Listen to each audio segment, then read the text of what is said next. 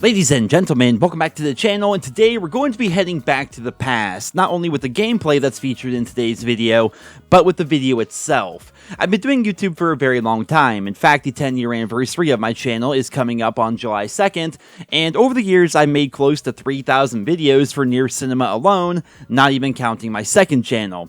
During that time, I had a series for a number of years called Dear Nero, where every Wednesday I would sit down and answer questions submitted by my viewers, and today I thought it would be fun to revisit that series and answer your questions, especially considering the very weird point in Call of Duty history that we're currently in.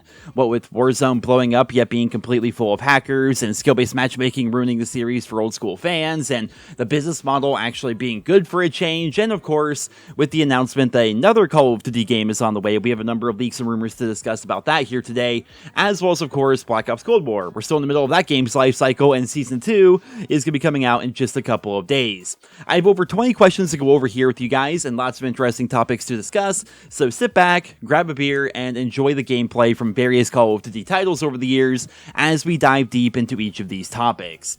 The first question is going to be coming in from Arcrosin, who writes, Dear Nero, what setting do you think Call of Duty 2021 will be, and what setting would you like it to be? If the rumors of it being a near-future COD end up being true, how do you think it will integrate into Warzone? All the best. So this question was submitted a couple of days ago when I announced on Twitter that I would be doing this video here today, and since then, actually just a few hours ago, it was announced via Charlie Intel that the rumor going around right now is that the next Call of Duty title is indeed going to be another World War II themed game developed by Sledgehammer.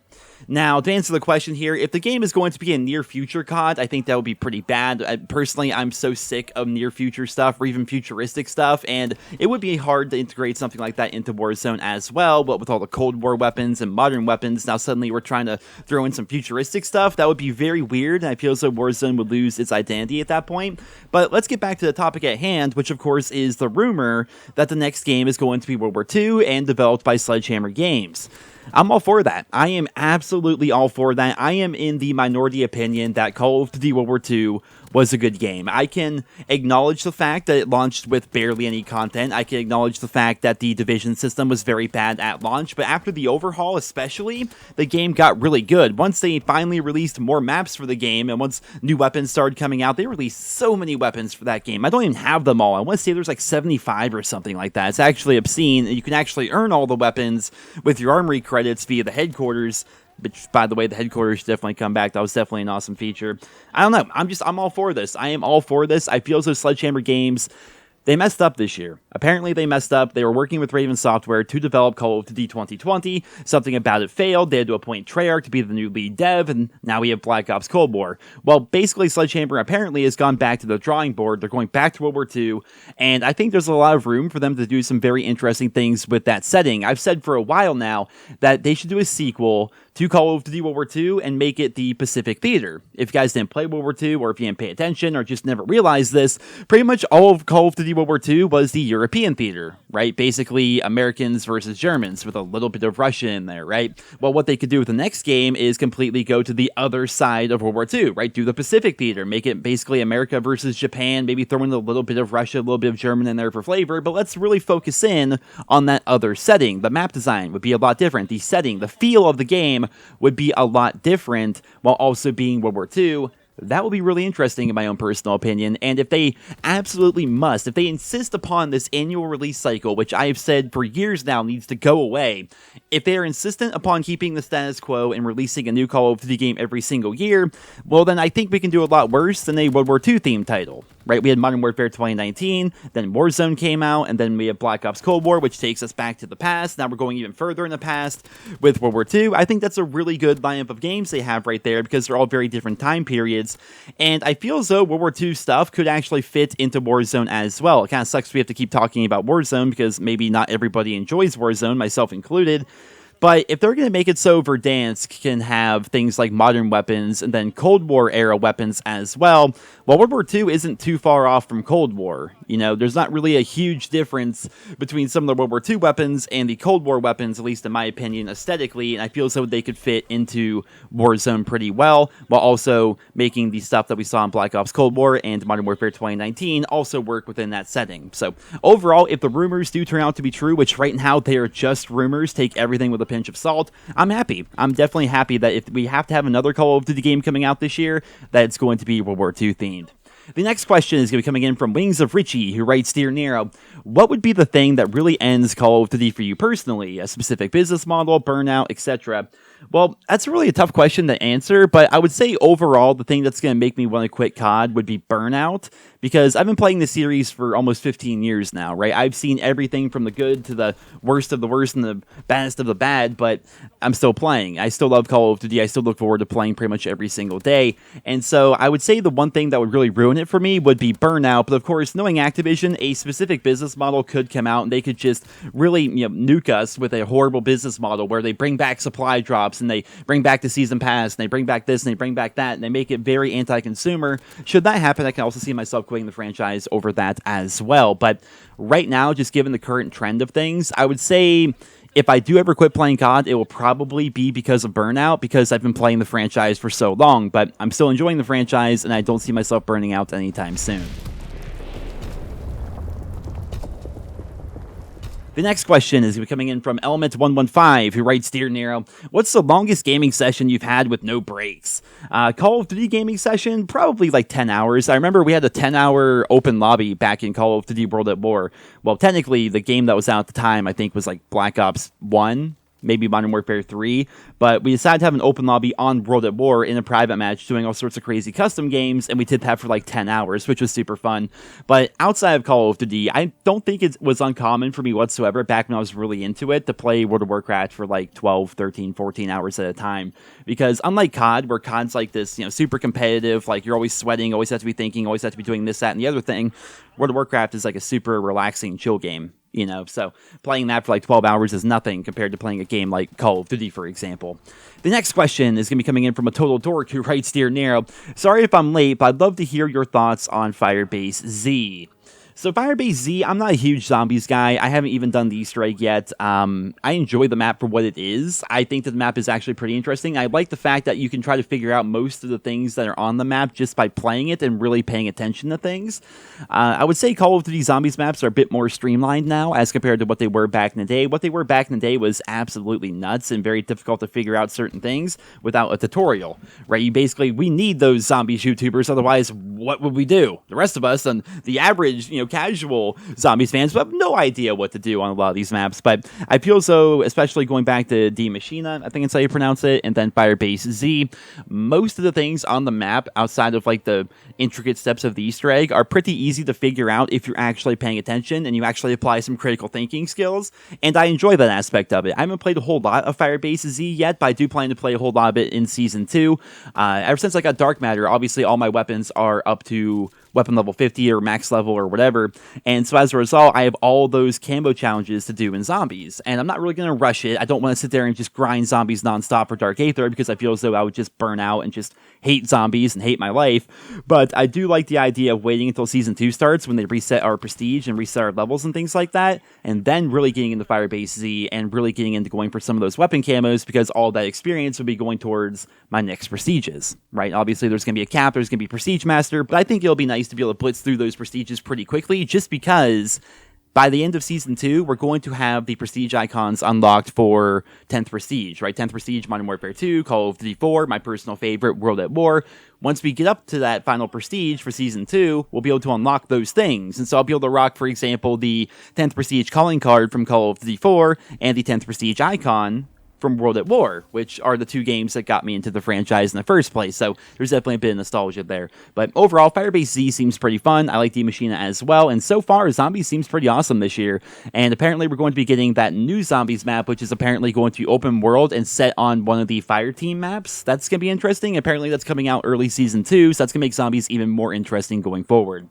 The next question is coming in from Onive, I think I pronounced that correctly. What are your thoughts on Advanced Warfare 2? Advanced Warfare was one of my favorites. The maps, the customization, the DLC camos, and the graphics were some of the best we've ever had, in my opinion. So, going into today, there was always this possibility that with Sledgehammer Games reportedly making the next Call of Duty title, that we could potentially see the return of Advanced Warfare.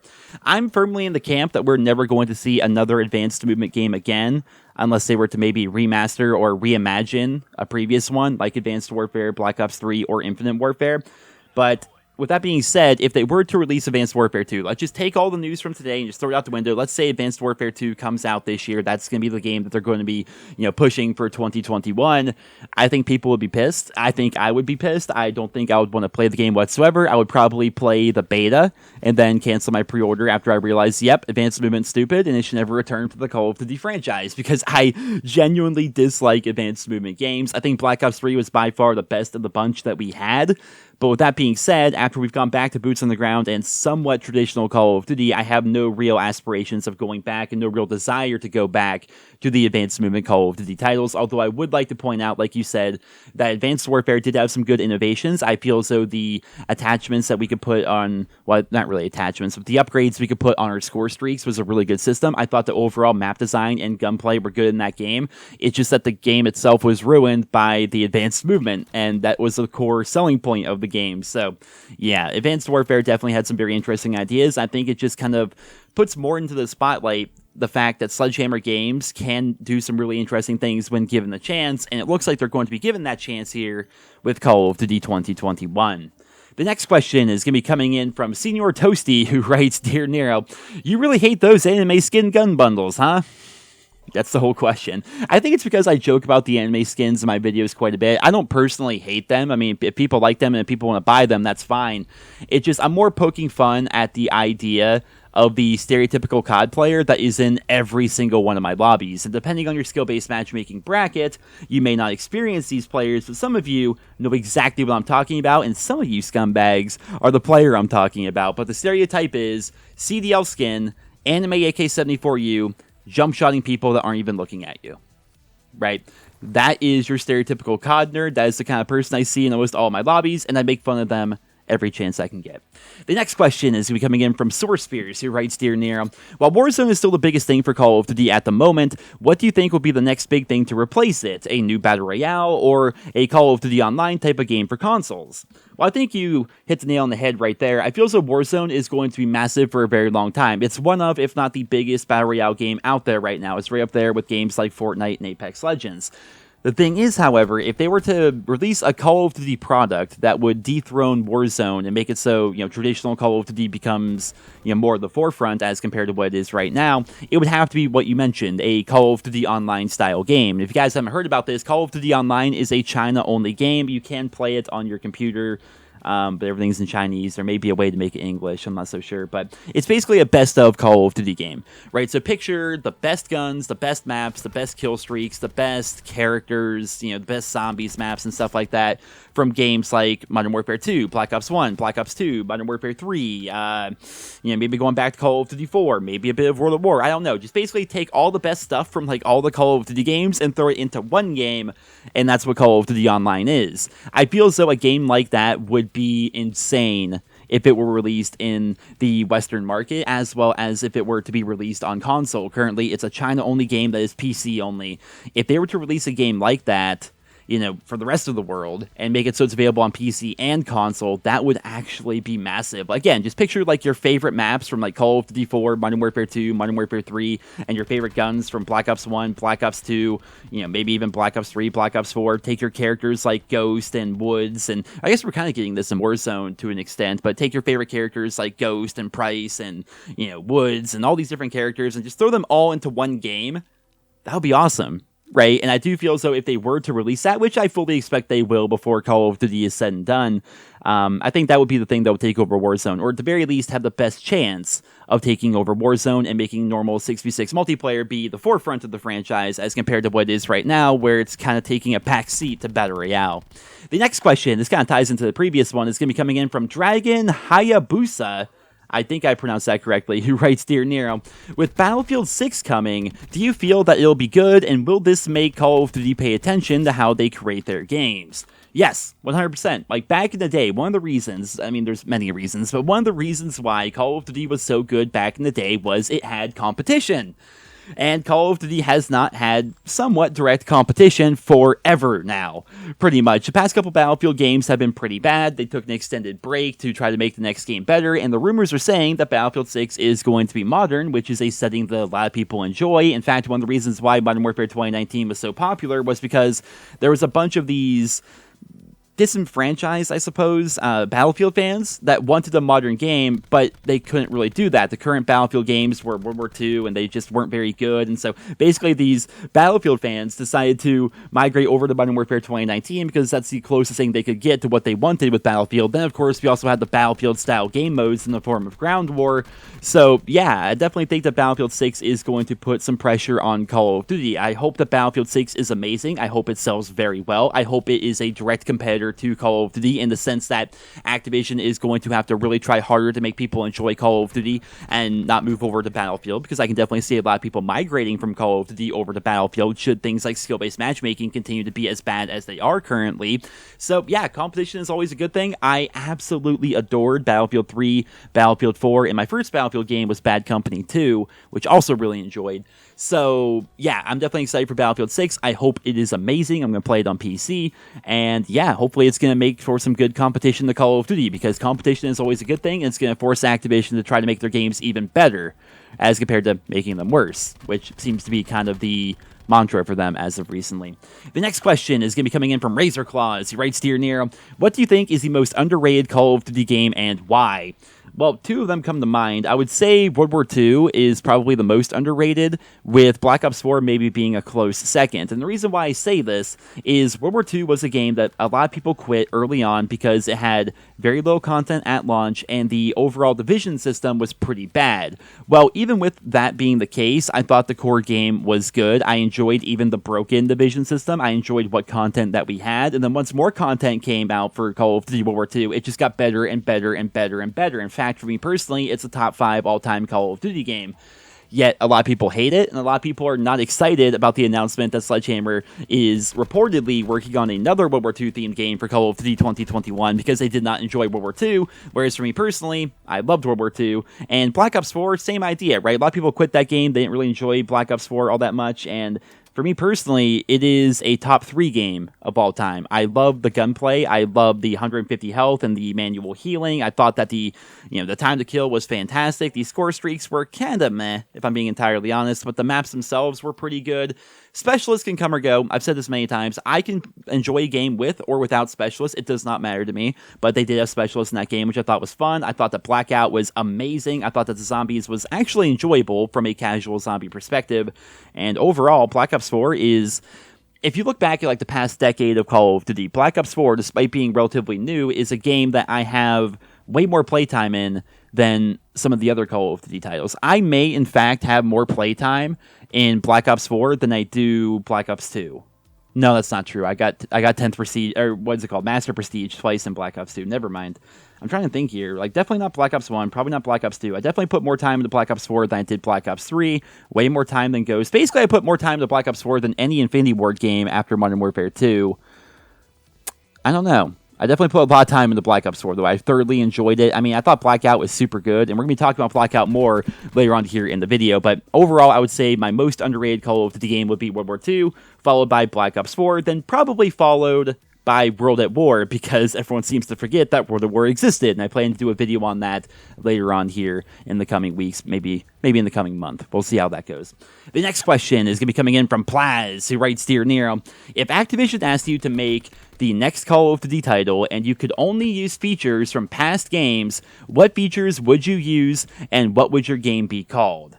That is a very good question. I actually wrote down my answer here because I wanted to just make sure I had all my thoughts collected, but to really quickly go over it, it would have Black Ops 4 gunplay and health with the manual healing. It would have Black Ops 2 score streaks, but with Advanced Warfare score streak modifications, upgrades, wherever you want to call them. That was such a good feature, yet they completely abandoned it. I mean, they kind of brought it back a little bit for Infinite Warfare, but it was not nearly as good as it was back in Advanced Warfare. So Black Ops 2 score streaks with Advanced Warfare score streak upgrades. We would have Black Ops 1 weapon variety. There were so many weapons in Black Ops 1 at launch, and then when post-launch, we would have World War II weapon variety, where they just kept adding more and more and more and more weapons to the game. It would have a World at War / World War II aesthetic and design. I would want the time period to be set in World War II. It would have Call of Duty 4 / Modern Warfare 2 map design, because COD 4 and Modern Warfare 2, man, those maps were just designed different. They were so freaking good, and we haven't really seen maps as good as those ever since. I mean, Black Ops 1 and Black Ops 2 had good maps, but there's something about the way that the old school Infinity Ward designed their maps back in Call of Duty 4 and Modern Warfare 2. They were just so good. It would have Black Ops 3 style zombies. I mean, everyone loved Black Ops 3 zombies. It would have Modern Warfare 2019 / Cold War monetization, obviously. It would have the Black Ops 4 challenge system with daily contracts, and of course the new currency I talked about in yesterday's video, where you could basically do all these challenges, these daily contracts every single day, get a bunch of this currency, then trade that currency in for whatever DLC content you want, whether that's a bundle or whether that's a DLC weapon, or whether that's an operator or what have you.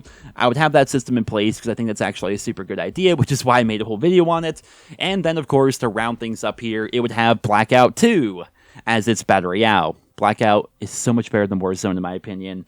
I know that's an unpopular opinion, but I loved Blackout. I wish I could still play it, but I'd have to plug in my console, and even then, it's pretty dead on Xbox. It's completely dead on PC, which I play on PC now. Sad days, man. Sad days. Blackout was so good. And a Blackout 2 would also be amazing. I feel as though if Blackout were to have gone free-to-play and cross-platform, it would actually be pretty massive. Maybe not as big as Warzone, but it would be pretty huge. And so the Call of Duty game I would put together would have Blackout, but upgraded as its Battle Royale mode. The next question is coming in from Ferocity, who writes, Dear Nero, if skill-based matchmaking was removed, do you think the Cold War would be an infinitely better game, or do you think we would actually see it for being a bad game?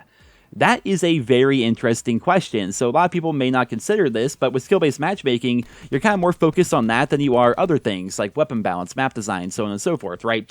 But I would like to say that, in my opinion, if skill-based matchmaking were to have been removed from Black Ops Cold War and just never existed in the first place, I think we would all agree that Cold War is an amazing game, because how many times have you guys been blessed, probably very few, but how many times have you been blessed by the skill-based matchmaking gods and got into one of those god lobbies where the people on the other team were pretty much stupid, right? Those lobbies feel amazing. It is so much fun, and when that happens, it's like, wow, not only am I doing well as a player, but also I'm enjoying the weapon balance. I'm enjoying, the gun I'm using. I'm enjoying the map design, the lines of sight, the objective play, so on and so forth.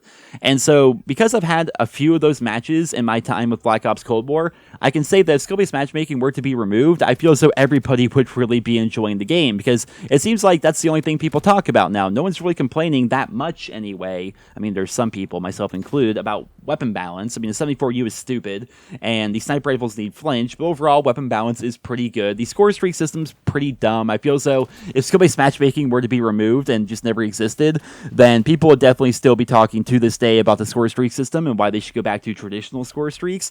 But overall, I feel as though Black Ops Cold War is a very good game. And if skill-based matchmaking was not there, then it would be an infinitely better game. The next question is going to be coming in from Jet, who writes, Dear Nero, do you think that Call of Duty has a chance to bounce back and get rid of harsh skill-based matchmaking at some point in the future? Or do you think that this is it and skill-based matchmaking is here to stay forever for COD? P.S. Nate likes Nickelback.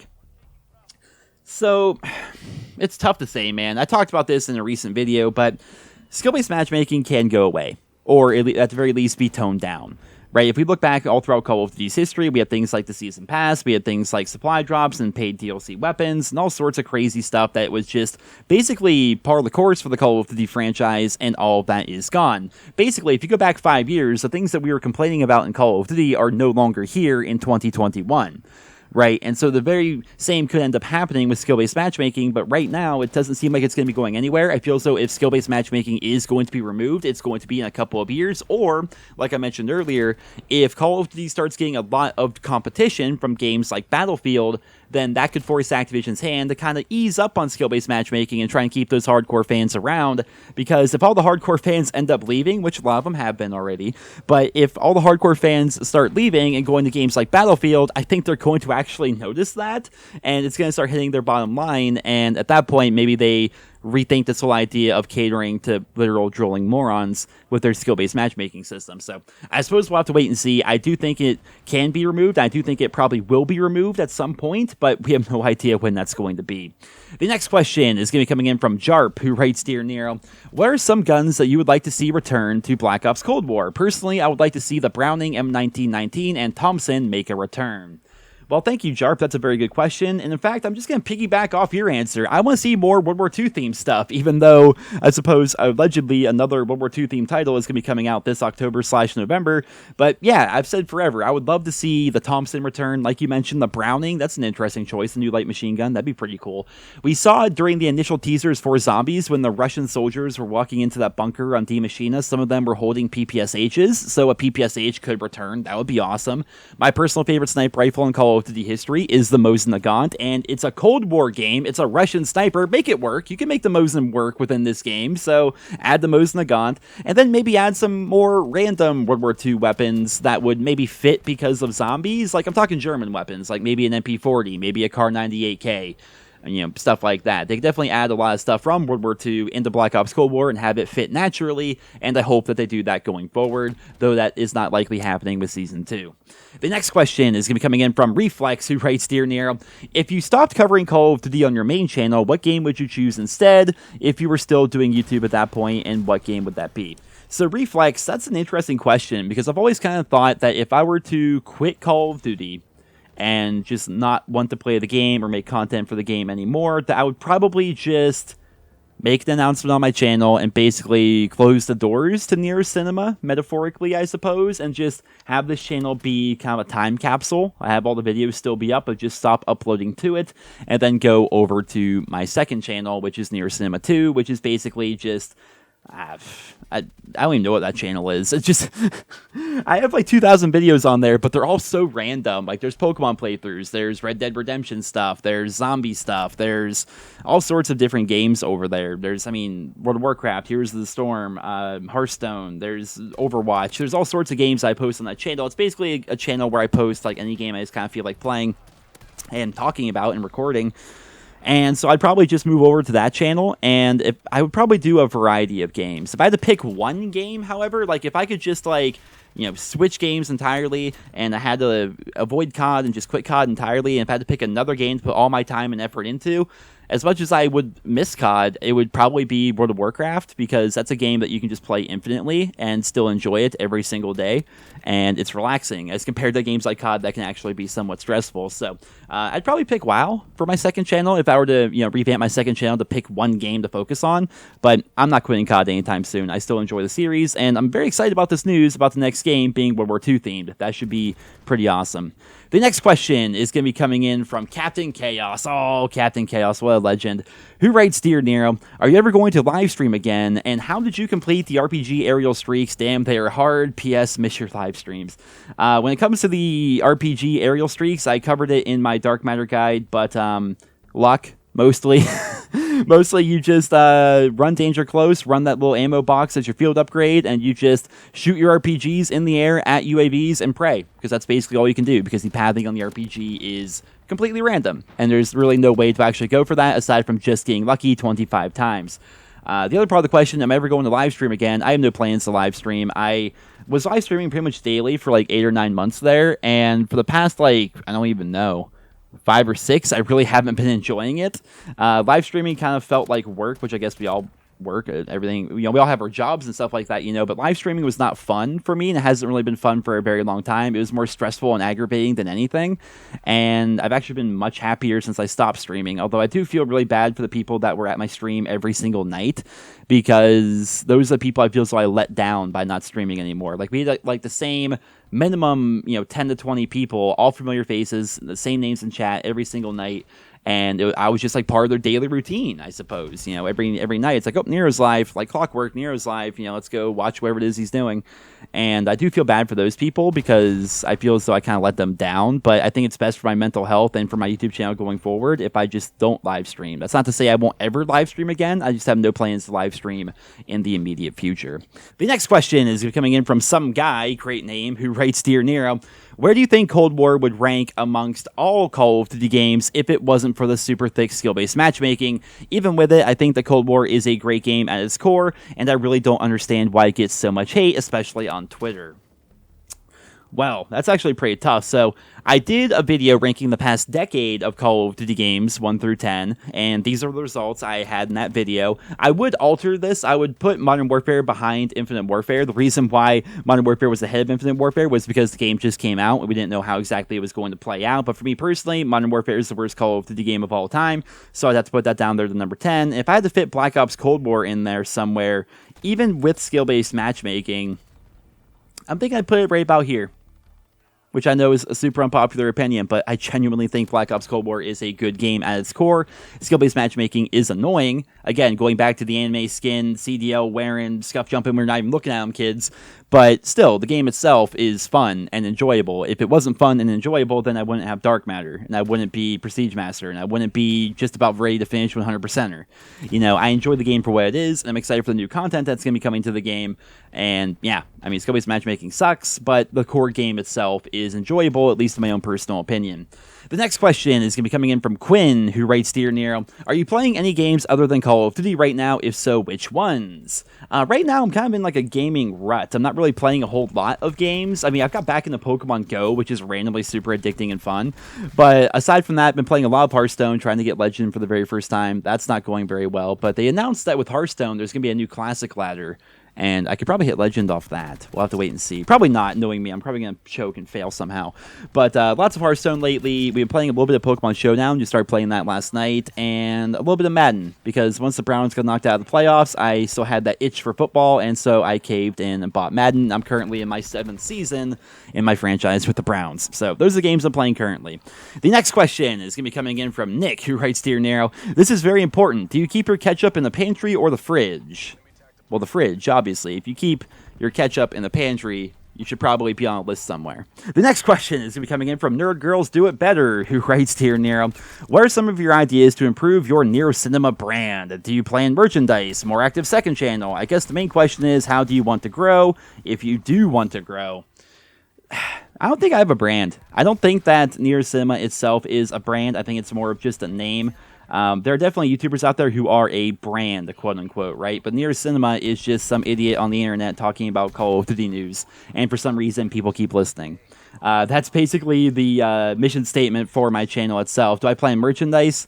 Not really. I don't really think... What would I do? Put the N logo on there? I mean, it's kind of lame, I would say. More active second channel, definitely. I'm definitely planning some things for the second channel. I feel like I've always been planning things for the second channel, but I've always wanted to hit 100,000 subs on my second channel just for that silver play button. I don't think NerosCinema is a million sub channel. I don't think this channel has the potential to hit 1 million subs, even though there are other COD YouTubers that make similar content to me that do have 1 million subs, but you get the same amount of views.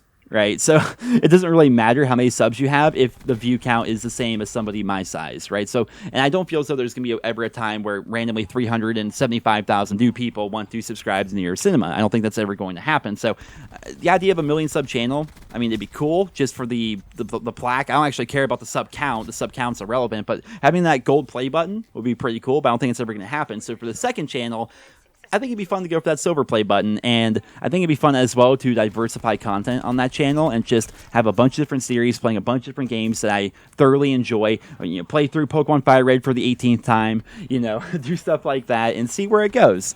I think I'm definitely going to work on the second channel quite a bit, but I'm not going to, like, you know, just start right away. I'm going to definitely, you know, put a lot of time and effort into it, get a bunch of series done and completed before I even upload them, and kind of get things ready to go for that channel. But aside from that, I don't really see myself growing all that much anymore here on YouTube. I think I've plateaued, and I think I've been plateaued. If you look at my analytics, I've been plateaued for probably 5 years or so. Even though, well, I guess, I don't know, views go up and down and stuff like that, but subscriber-wise, I've plateaued for probably about 5 years now. But I'm still able to make a living doing this, which is awesome. So, yeah, I don't think I'm going to really be growing my channel necessarily. Do I want to grow? Yeah, I'm kind of happy where I am. Obviously, more viewers is good.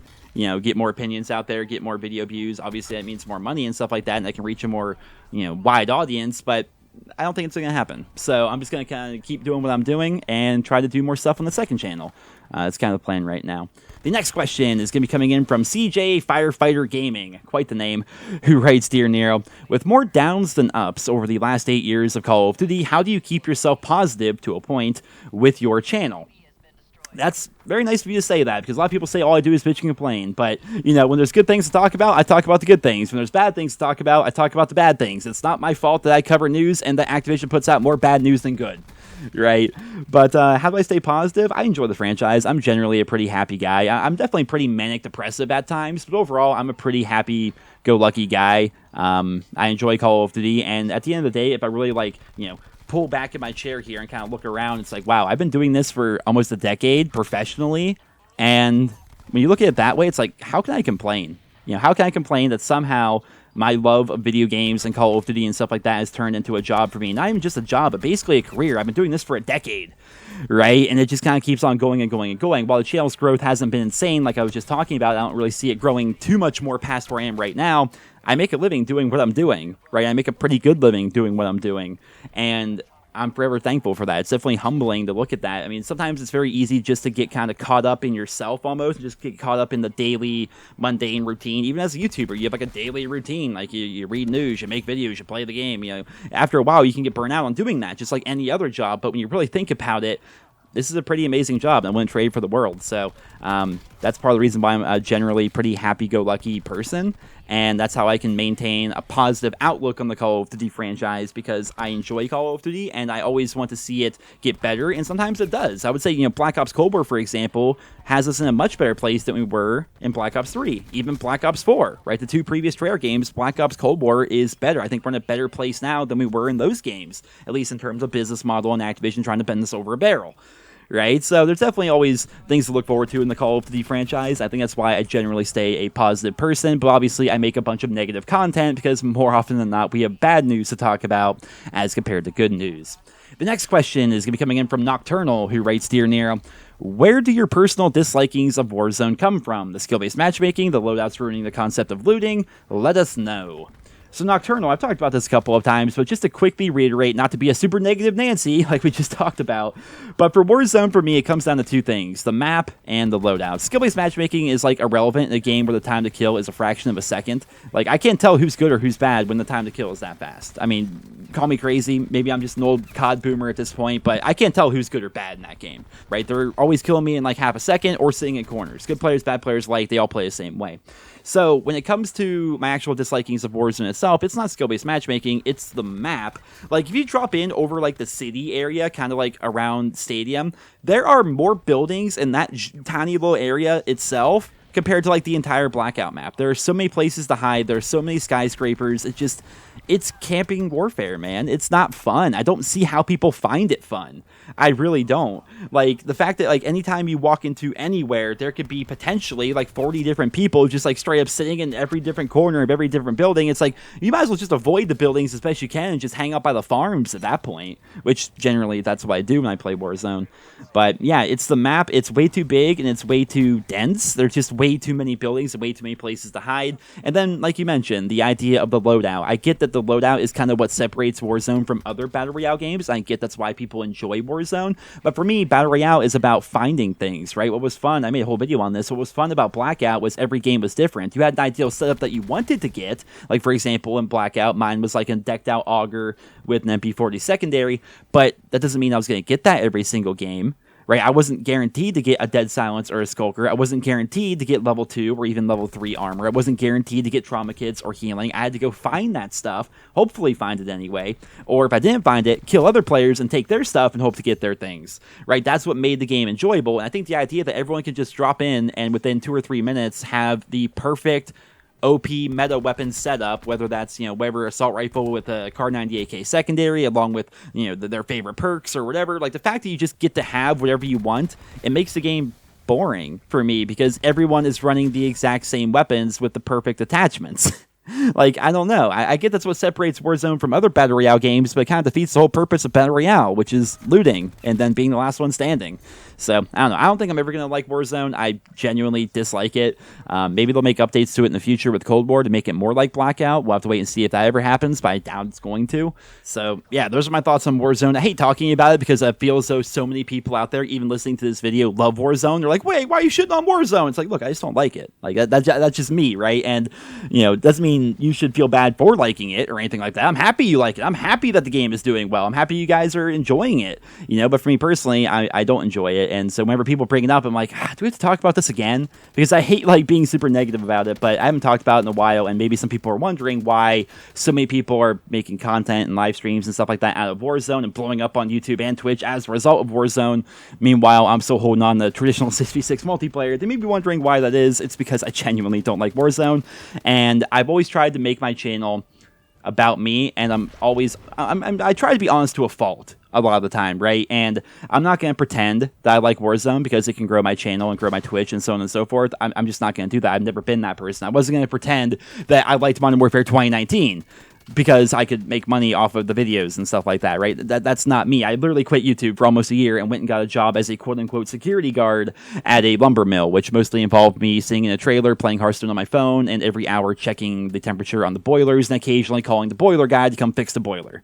That was the job. It's kind of a normal job, I suppose, but I literally went and did that for 8 months as compared to make videos on YouTube because I genuinely did not like Modern Warfare 2019, and I don't want to lie to you guys. I don't want to be like, oh, I love Modern Warfare 2019. I'm having so much fun with this game. Click my videos, please. That's not me. So many people do that. I'm never going to do that, and so that's why I don't play Warzone.